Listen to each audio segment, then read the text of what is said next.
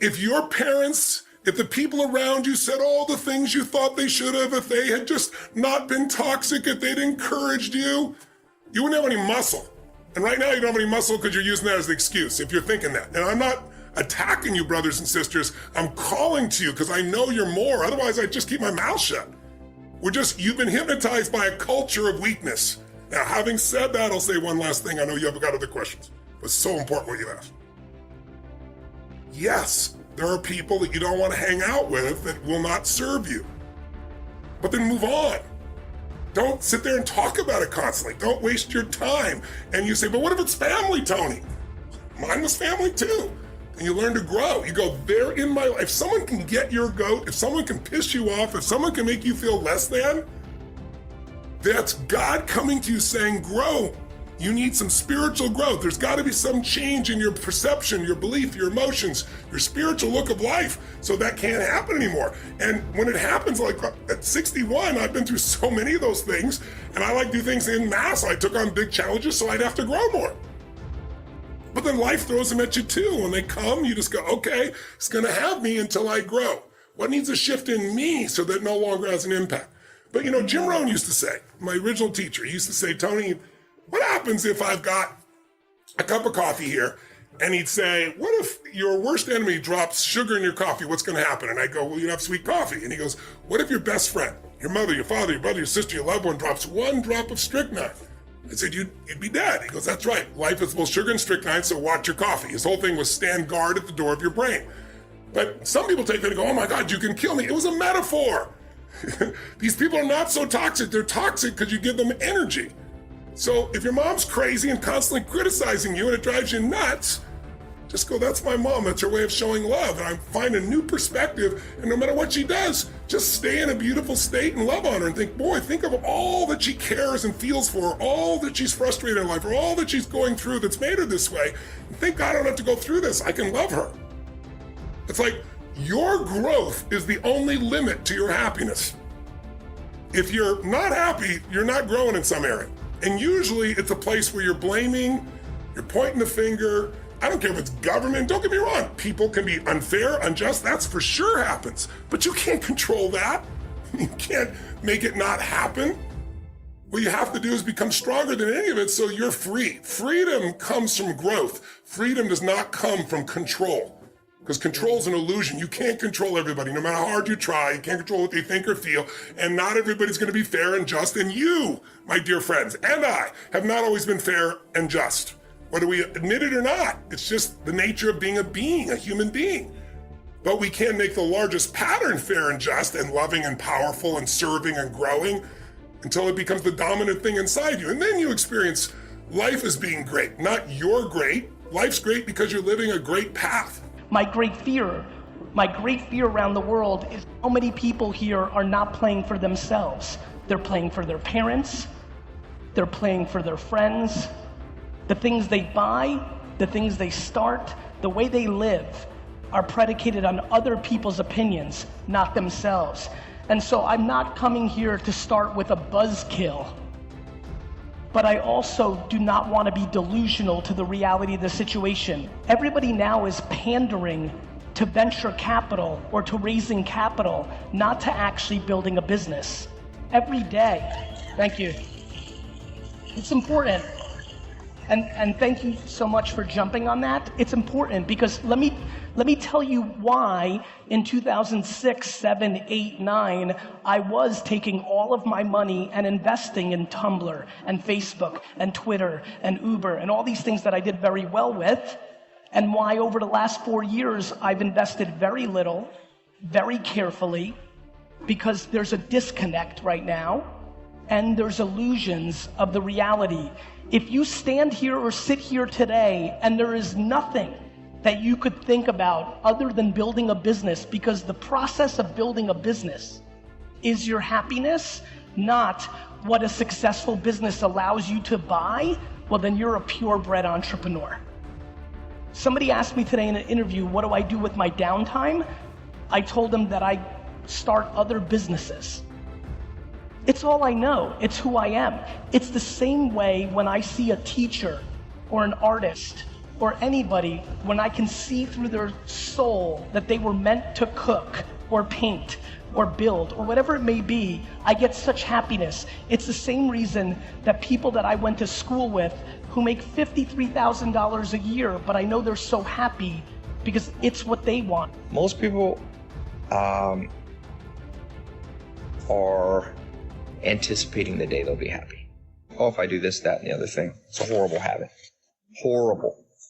Focus on, are you momentary happiness? Now, there's two types of happiness. This is a long conversation. You don't only want momentary happiness. You sometimes have to postpone present pleasure as an investor to get something back later. I understand that.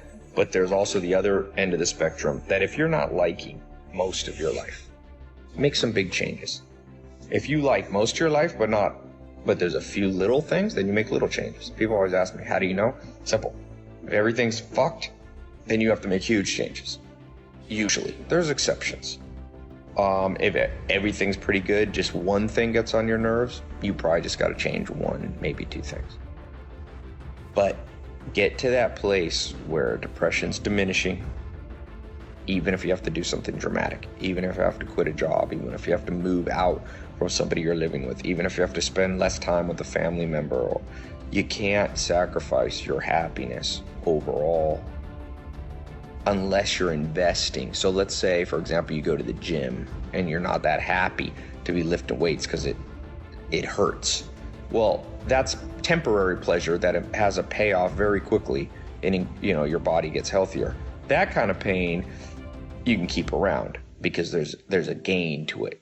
There's the pain and then the gain. But a lot of us, and I've done this before, you get to a place where there's pain, but there's no gain. It's just pure pain. Kobe Inc. and this venture capital firm are a lot to take on. Other things, it seems like kind of each of your vehicles maybe has a specific purpose. Are there other areas and things that you're looking at and want to pursue? Well, no, it's pacing, right? Because there's certain things that we want to get to, but we have to pace those out because we have to have absolute focus on a few of those things, right? The Brian Steibel Fund and the stories that we are creating, right? I mean, those are our two lenses right now. There are other things that are going to come, but that's way down the road. We have to have a very, very sharp lens because we can do so many things. I mean, that's the hardest part. Right. When we first started it is, you have so many people coming from different angles, different points of view, and you can do this, you can do that, and a lot of them are, very lucrative offers. They're small window opportunities, and the hardest part's been pushing those to the side and going for things that have a much, much longer tail, which is risky, but what are you gonna do? I think that's the best way to go about it. When you look inside your brain, inside your skull, and you see a brain, that's also just a data structure that you're creating. Neurons are just data structures. They don't exist, and this is the weird stuff. I don't have a brain when no one looks, and some of my colleagues would say, yeah, I agree with that. You don't have a brain. But the point of this is that we create any physical object that we see in the moment that we see it. And so neurons don't exist when they're not perceived. Therefore, neurons could not be the source of our conscious experiences. In fact, space-time itself is just your data structure. So the idea that space-time exists and has existed for 14 billion years as a pre-existing stage in which the drama of life plays out is also deeply wrong. Space-time itself is just a data structure that we create. So what is reality? It's a long answer to your question, but the answer is I don't know, but I'm trying to come up with a reality that would allow me to solve this hard problem of consciousness.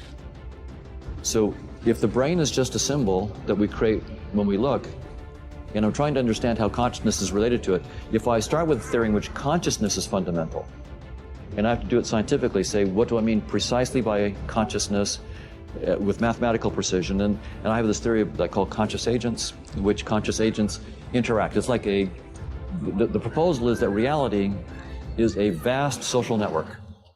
It's like a Twitterverse or Facebook. It's a big social network of conscious agents. That's the reality. They're not in space and time. They're just consciousnesses interacting with each other. As they interact, they are passing experiences back and forth. And it's an infinite Twitterverse, an infinite set of consciousnesses out there in this big social universe, social network universe. And any single conscious agent in that network would be overwhelmed trying to understand all of it. Like if you were trying to understand Twitter, there's tens of millions, hundreds of millions of users, billions of tweets. How are you going to try to understand what's going on in the Twitterverse? Well, you can't.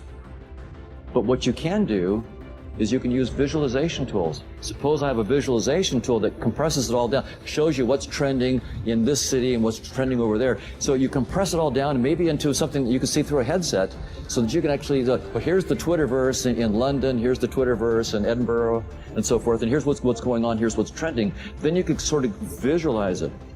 That's what evolution did for us. The reality is this big, vast social network of interacting conscious agents. Each individual agent would be overwhelmed because it's infinite social network. And so what we call the physical world just is our visualization tool. That's what we have. So we've mistaken, so this is all a big visualization tool. Space-time and physical objects are the way we visualize our interaction with this vast universe of social network universe. If I died today, would I regret not going after this fear? Would I regret that I didn't share this with my girlfriend, my husband, my wife, my kids, that I didn't go back to school, that I didn't write the book, launch the podcast, whatever it is, would I regret it? And for me, I just never want to regret. So I'm like, okay, I've now found a process. I've hired someone to do 3 days a week. I'm fitting it in my calendar. This is a priority every day. And it sucks right now because I feel like I'm not learning I can't speak still, but it's like, it's gonna take years. And I just need to trust the process and appreciate all the little wins. And don't try to be fluent right away. Just be like, okay, I know a couple more words today. And that's what I think, if people could do that, their life would be that much more magical if you wrote down your biggest fears and you started tackling them every year.